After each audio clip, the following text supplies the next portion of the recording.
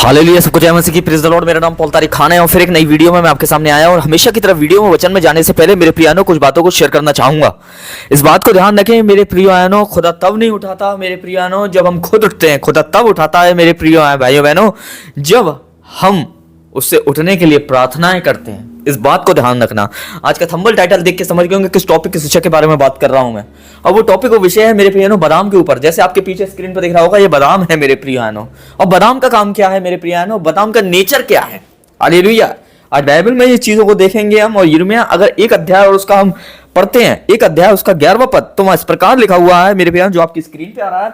तब यहोवा का वचन मेरे पास पहुंचा कि यिर्मयाह तुझे क्या दिखाई पड़ता है। तो मैंने कहा मुझे बादाम की एक टहनी दिखाई पड़ती है।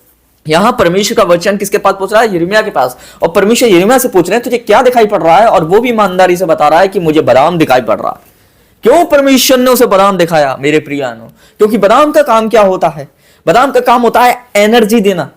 बादाम का काम होता है ताकत देना। बादाम का काम होता है मेरे प्रियानो आपकी हड्डियों को, आपकी मजबूत करना, आपके खून की रेंज को बढ़ाना और आपके अंदर स्टैमिना को पैदा करना, ताकत को पैदा करना।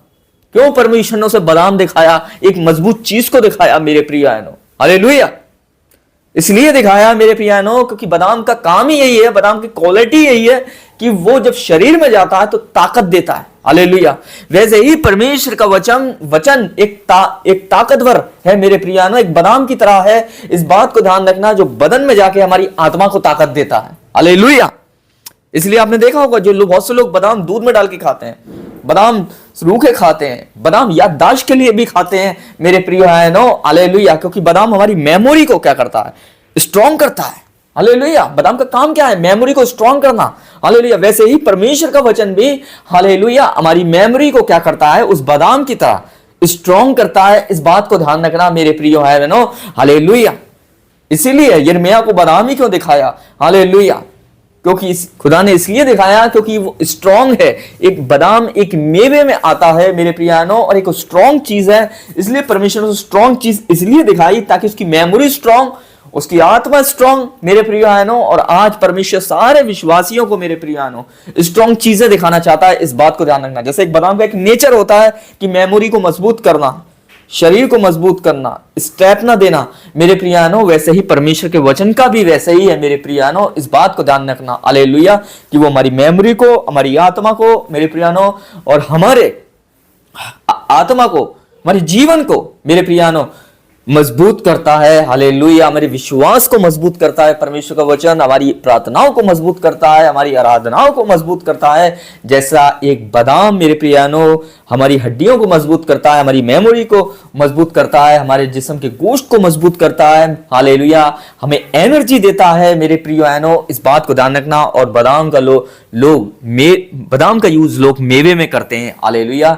वैसे ही मेरे प्रियानो आज हम पे परमेश्वर के वचन का जो बादाम है उसको लेने की जरूरत है मेरे प्रिय भाई बहनों।